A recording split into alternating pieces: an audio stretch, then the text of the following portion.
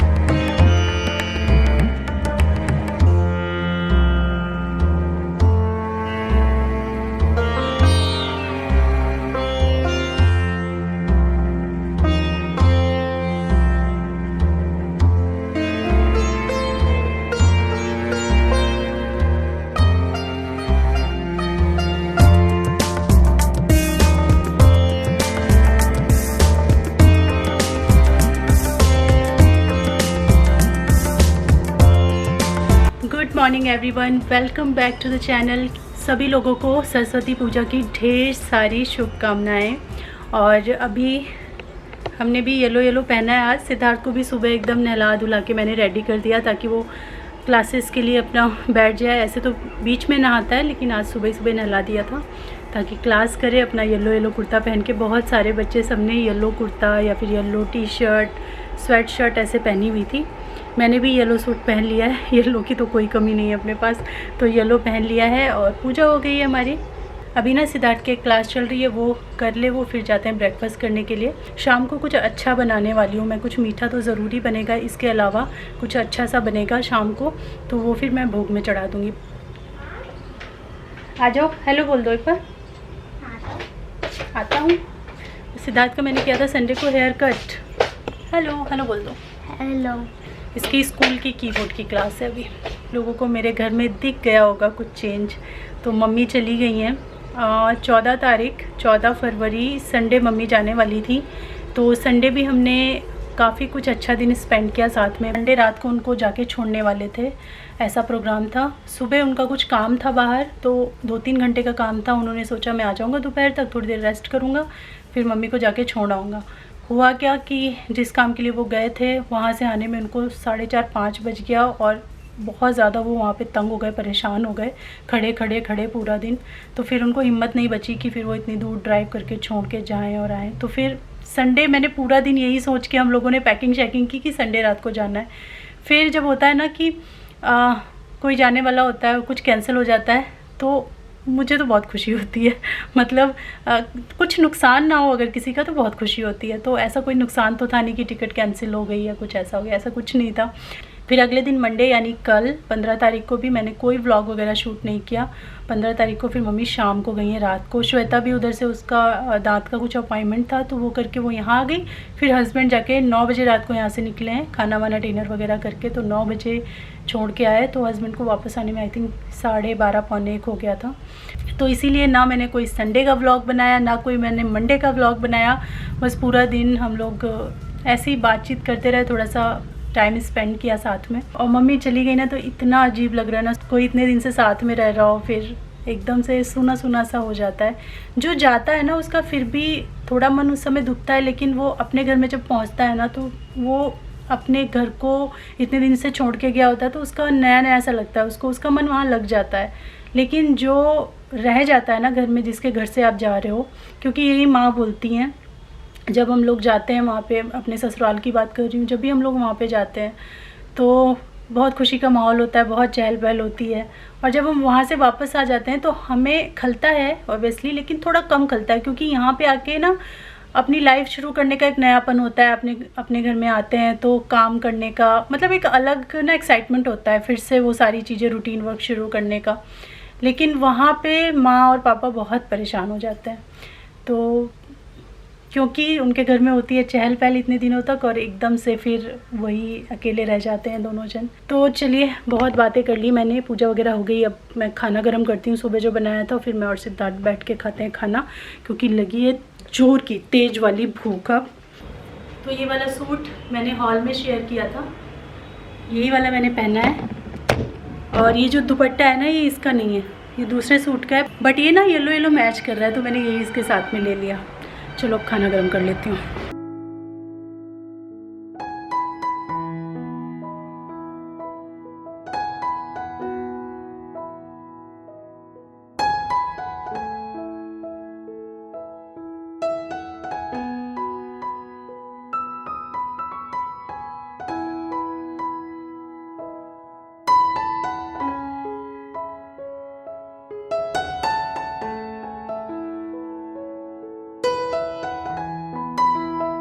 और सीधा हम लोग आ गए हैं अब शाम पर। अभी हो रहा है 3:45 और सिर जो है वो खेलने गया हुआ है और मैं यहाँ पे थोड़ा सा कुछ सेटिंग यहाँ की चेंज कर रही हूँ। काफ़ी दिन से मैं सोच रही थी कि एक चेयर मैं दीवार के साथ में कर देती हूँ, बिकॉज़ ये छोटा सा डाइनिंग टेबल है। तो 2 चेयर मैंने एक कॉर्नर पे लगाई हुई थी, तो दोनों लोग जो वहाँ पे बैठते हैं ना, उनको फिर प्रॉब्लम होती है बैठने में।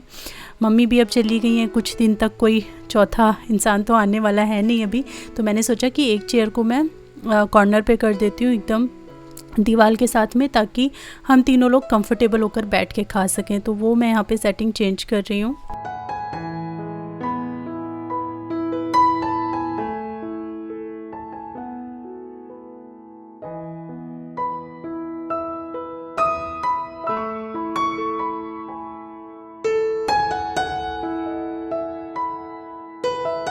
तो सुबह बहुत सारे काम होते हैं और एकदम सारे काम नहीं हो पाते, थोड़े बहुत छूट ही जाते हैं। जैसे लाइक ये 1-2 चीज़ों की डस्टिंग छूट गई थी, तो वो मैं अभी लगे हाथ कर रही हूँ। डाइनिंग टेबल पे एक बार कपड़ा मारना बहुत ज़रूरी हो जाता है। डस्ट अब फिर से जैसे ही थोड़ा सा मौसम चेंज हुआ है ना, तो खूब सारी डस्ट उड़ने लगी है। थोड़ा सा दरवाजे खिड़की बंद रहते हैं तो कम रहती है डस्ट, लेकिन अब फिर से बहुत ज़्यादा हो गई है। तो डेली डस्टिंग अब करनी पड़ेगी।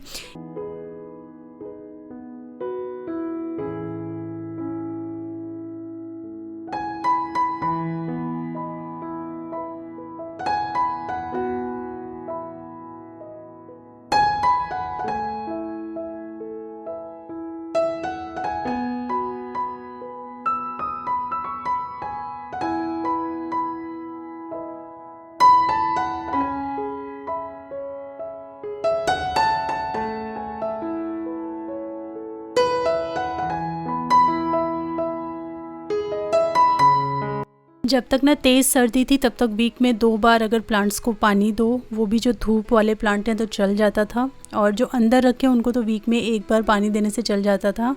लेकिन अब वीक में 3 से 4 बार इनको पानी देना पड़ता है। जैसे जैसे मौसम बढ़ेगा गर्मी की तरफ, वैसे वैसे ही इनको डेली या दिन में 2 टाइम पानी देने का सिलसिला शुरू हो जाएगा। तो शाम को ही मैंने पानी देने का लगभग टाइम बनाया हुआ है। कभी कभार सुबह देते हैं, अदरवाइज़ शाम को ही मैं हमेशा पानी देती हूँ। तो वो सब मेरा काम हो गया और अब मैंने खाने की यहाँ पे तैयारी भी स्टार्ट कर दी है। मैंने यहाँ पे 3/4 कप जो छोटे ग्रेन के राइस होते हैं वो भिगो दिए हैं, जिनसे मैं बनाऊंगी चावल की खीर। आज मैं बिल्कुल बिहारी स्टाइल जो खीर पूरी होती है वो बनाने वाली हूँ। हमारे यहाँ हर अच्छे ओकेज़न पे खीर पूरी बनाई जाती है, और पूरी सादी पूरी नहीं होती है, ये दाल भरी वाली पूरी बनती हैं। तो आज मैं एकदम उसी स्टाइल में आपके साथ शेयर करूँगी खीर भी और पूरी की भी रेसिपी। तो मैंने 1 कप यहाँ पे चने की दाल ली है, जिसको अच्छी तरीके से 3-4 पानी से मैंने वॉश कर लिया है, और इसको मैं हल्दी और नमक डाल करके चढ़ा दूँगी उबलने के लिए।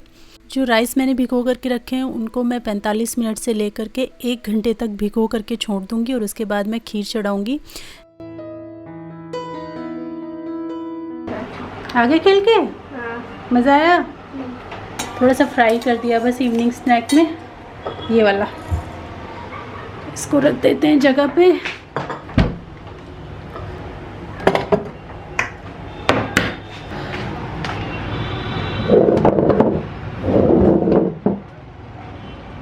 खाते हैं चूड़ा। शाम हो गई है, दरवाज़ा हो गया बंद, क्योंकि हो गई बहुत शाम। और हम दोनों का ये जो एक कलर है ना, एकदम मैच कलर है, बिल्कुल ऐसा लग रहा है एक ही इंसान है। सरस्वती पूजा भी है कर दिया जो हम लोग ने। हाँ नहीं, पूजा कर दी, कि शाम को भी करेंगे। ये सब बना रही हूँ ना बेटा पापा के साथ। हाँ, तो ये सब जो है चढ़ेगा भी, मतलब चूरा नहीं, मीठा बनेगा अभी, जो कि मैं चढ़ाने जा रही हूँ। फिर से दूध निकाल लेते हैं, क्योंकि खीर बनने में ना, बहुत उजाला आ रहा है, खीर बनने में लगता है थोड़ा सा टाइम। और फुल क्रीम मिल्क रखा हुआ है और थोड़ा सा कंडेंस मिल्क भी है, तो बहुत ही डिलीशियस आज मैं खीर बनाने वाली हूँ, मज़ा आ जाएगा। नहीं हो ना, ये है हमारा दूध, दोनों हाथ से उठाओ नहीं, इतना सारा दूध जाएगा। तो ये रहा दूध, जिसमें खूब मोटी मलाई लगी हुई है। मुझे मत दिखाना।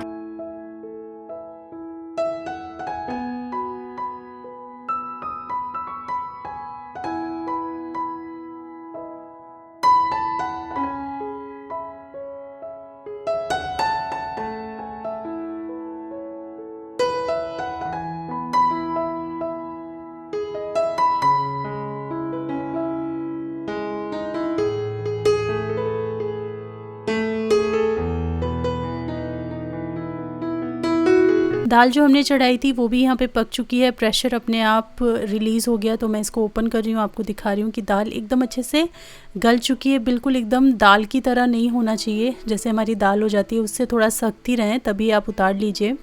और देखिए इसमें कम पानी मैंने डाला था, तो बहुत ज़्यादा पानी नहीं है इसके अंदर। अगर आपसे ज़्यादा पानी चला भी जाता है तो आप उसको छान के अलग कर लीजिए। यहाँ पे देखिए ये दूध है और ये फुल क्रीम दूध है। जब आप फुल क्रीम दूध से खीर बनाते हैं ना तो बहुत अच्छी बनती है। तो जब भी खीर बनाएं अच्छे से फुल क्रीम दूध में ही बनाएं, कभी कभी बनाएं लेकिन अच्छी सी खीर बना के खाएं, क्योंकि खीर जो है ना थोड़े से पतले दूध की अच्छी नहीं लगती है।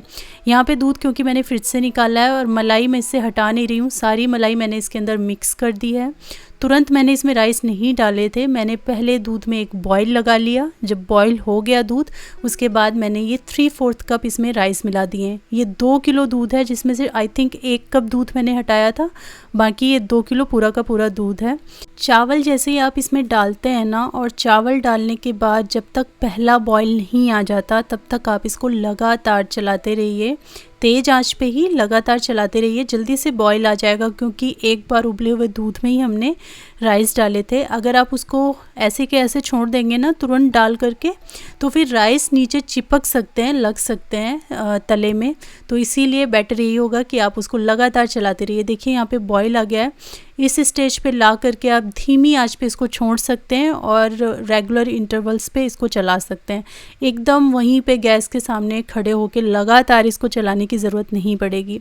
लगभग 10 से 12 मिनट के बाद यहाँ पे देखिए जो हमारे राइस हैं वो बहुत अच्छे से गल चुके हैं, एकदम मैश हो रहे हैं। अगर मैं उनको इस तरीके से फिंगर्स में लेके दबा रही हूँ तो राइस अब पक चुके हैं। और राइस पकने के बाद भी हमें इसे लगभग 15 मिनट और पकाना होता है, ताकि ये अच्छे से कढ़ जाएं। ये मैं तेज़ आंच की बात नहीं कर रही हूँ, बिल्कुल धीमी धीमी आंच पर आप इसको और पकाइए। अभी इतनी खीर बनने में मुझे 25 से 28 मिनट तक लग गया था इन टोटल पूरा।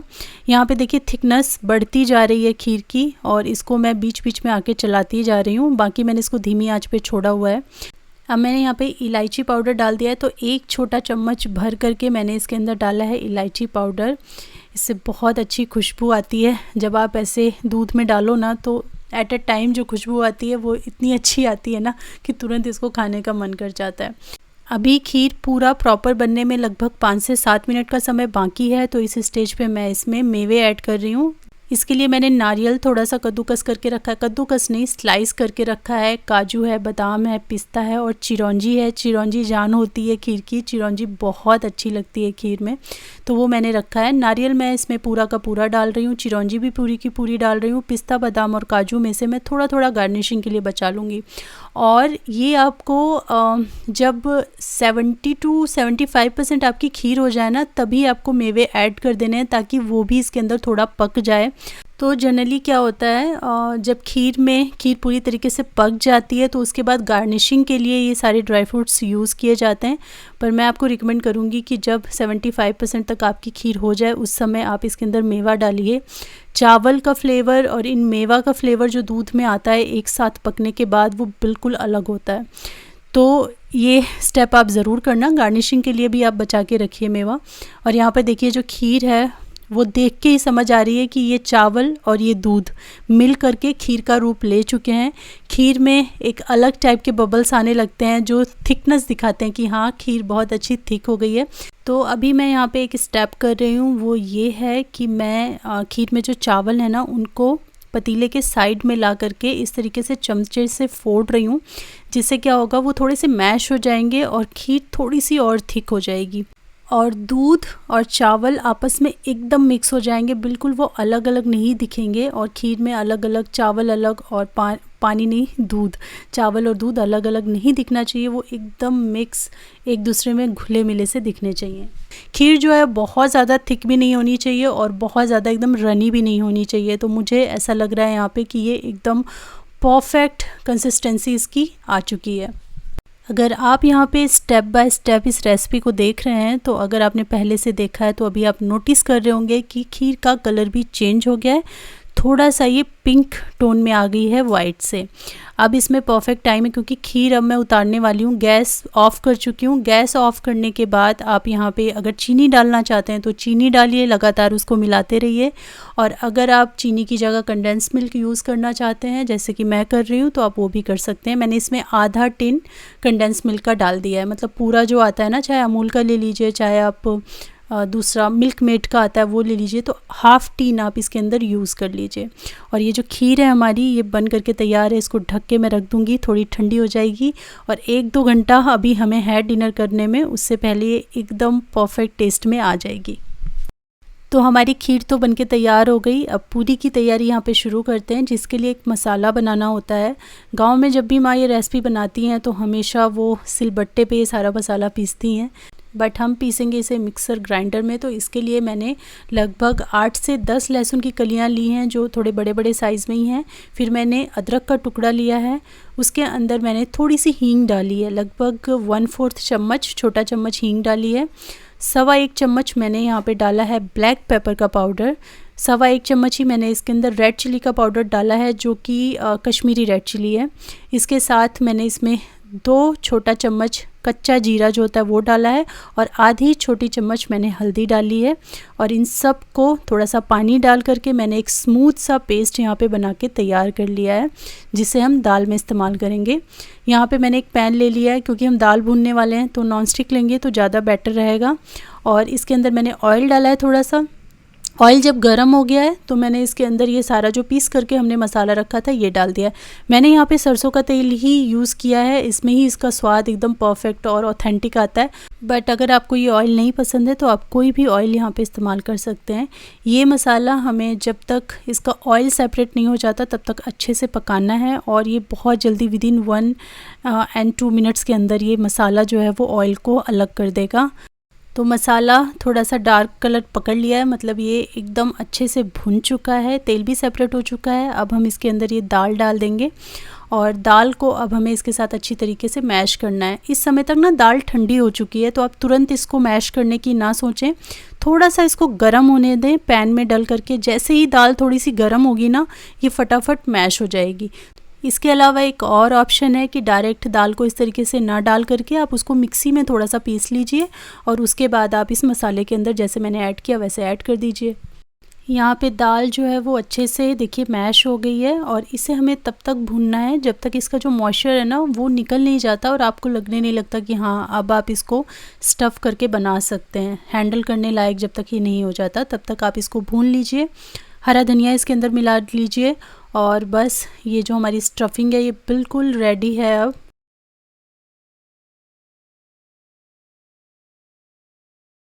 हम सब हो गए हैं रेडी। हम सब मतलब मैं और सिद्धार्थ, हस्बैंड आ रहे हैं नीचे, भी 5 मिनट में वो पहुंच जाएंगे। कैसे बात कर रही हूँ मैं ऐसे, मतलब मुझे कुछ बहुत सामान रखना है, लाइक कुछ ऑल्ट्रेशन का सामान है जो हम घर पे नहीं कर सकते, ऐसा कुछ सामान है तो वो मुझे रखना है, वो रख लूँ फिर मैं गाड़ी में बात करती हूँ कि हम क्यों जा रहे हैं आज बाहर।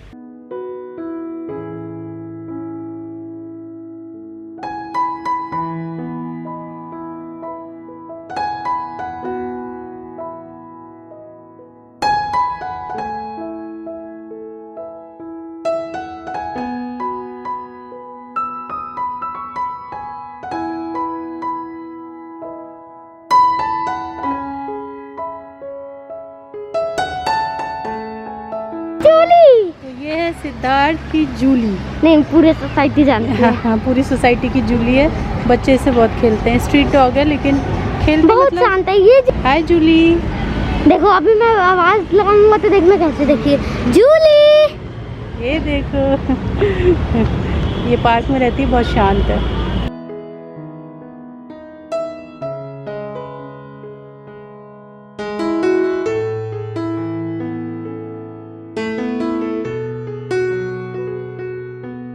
कहाँ चलना बताओ ना। नहीं रुको, बा कहाँ चलो यार, गाड़ी चलने तो चाहिए टैक्सी कहीं। ड्राइवर है आप चलो, बस जहाँ बोला वहाँ लेके चलो, बाकी बताइए। टैक्सी अंदर ड्राइवर, अंदर होके चलो या बाहर बाहर चलो। हवा में उड़ा के चलो। Taxi driver. अरे जहाँ से मर्जी लेके चलो। अंदर में चलेंगे तो अपना पुराना घर को फील आता है ना। चलो पुराना घर देखते हुए चलेंगे। Okay, we will give you only 1 रुपी।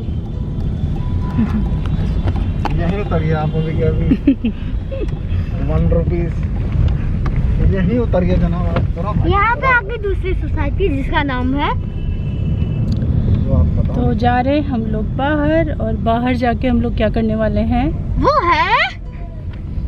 वो है बहुत बोरिंग चीज है। पैंट लाइन नहीं मेरा लग रहा है। लाइव सब मेरे बैग में है। तो पहले तो हम लोग जाएंगे, कुछ ऑल्ट्रेशन के लिए कपड़े हैं जो देने हैं। मिक्सी मेरा छोटा वाला ख़राब हो गया है तो उसको ठीक करवाना है। और ऑल्टरेशन के लिए कपड़े देने हैं। तुमने 4000 का मशीन खरीदा, मेरा कहना ये है ये घर पे नहीं हो सकता ना ये वाला। क्यों नहीं हो सकता? ये फाइन काम है ना, इतनी महंगी महंगी पैंट्स हैं, ख़राब हो जाएंगी। फाइन काम के लिए तो मशीन है। नहीं, वो फटे पुराने के लिए लिया है मैंने। सिर्फ फटे पुराने सिलूंगी उससे। जब ये पैंट फटी पुरानी हो जाएगी तो मैं सिल डालूंगी इसको। अभी थोड़ा डर लगता है ना, इतने दिन हो गए मशीन में काम किए हुए। और तो मार्केट में भी मैंने रिकॉर्डिंग करी और बहुत ज़्यादा बड़ी ये वीडियो बन रही थी, इसलिए मार्केट का सारा जो सीन है वो मैंने कट कर दिया है, क्योंकि रेसिपी भी आपको देनी है ना।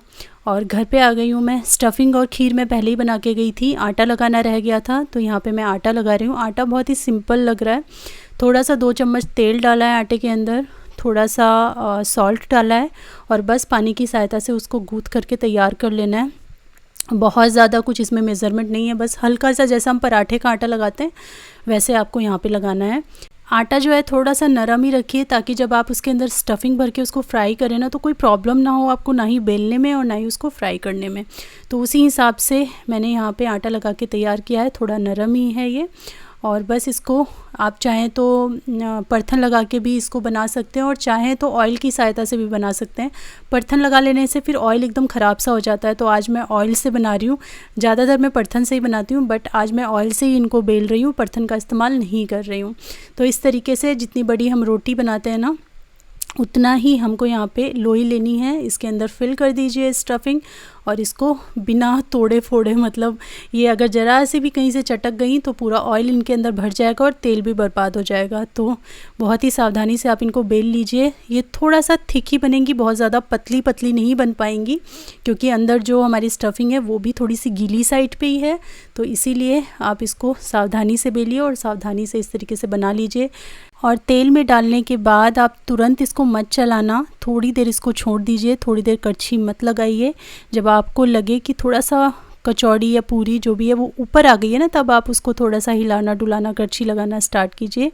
और इसको मीडियम फ्लेम पे, मीडियम लो फ्लेम पे आपको अच्छे तरीके से पकाना है, क्योंकि ये थोड़ी सी थिक है पूरी, तो इसीलिए इनको थोड़ा सा टाइम ज़रूर लगेगा पकने में। तो मीडियम लो फ्लेम पे आप ये सारी कचौरी बना के रख लीजिए। कचौरी बोल रही हूँ मैं बार बार, लेकिन ये है पूरी। इन्हें दाल वाली पूरी बोला जाता है। और बिहार में हर कोई अच्छा ओकेज़न जब होता है ना तो खीर पूरी ज़रूर बनती है, मस्ट होता है। तो मैंने सोचा आज मैं बनाती हूँ खीर पूरी। खीर जो है वो भगवान जी को अर्पण कर दी जाएगी, और पूरी हम लोग ये खाएंगे। और इसके साथ में सब्ज़ी भी बनाई है मैंने साइड बाय साइड वापस आने के बाद, लेकिन उसकी कुछ मैंने रेसिपी नहीं शेयर की, क्योंकि वो सिंपल आलू गोभी की सब्ज़ी थी, जिसकी रेसिपी ऑलरेडी मैं शेयर कर चुकी हूँ। तो आज हमारे खाने में है आलू गोभी की बढ़िया सी सब्ज़ी, उसके साथ खीर और पूरी।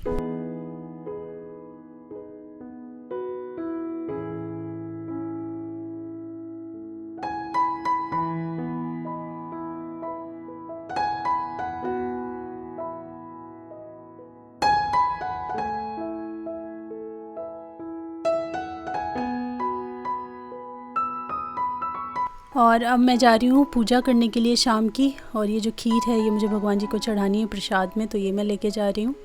बाकी सारा खाना ऑलरेडी हमने डाइनिंग टेबल पे पहुँचा दिया है।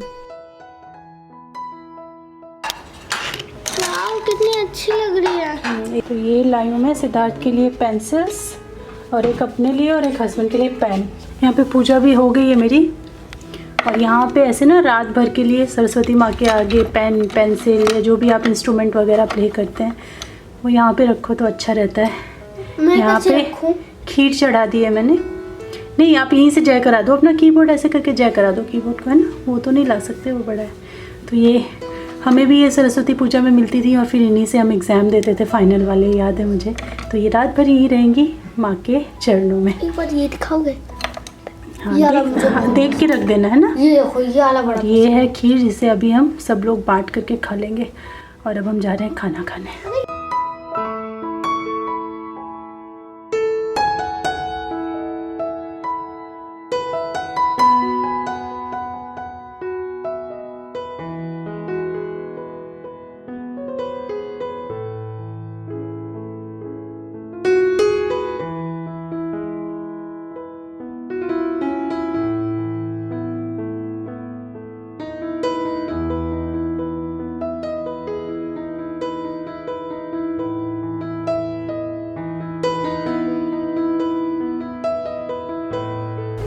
ये लो भाई, सबसे पहले आप लोग पूड़ियाँ, और ये प्रसाद का खीर है, ये थोड़ा खाना ही पड़ेगा लास्ट में।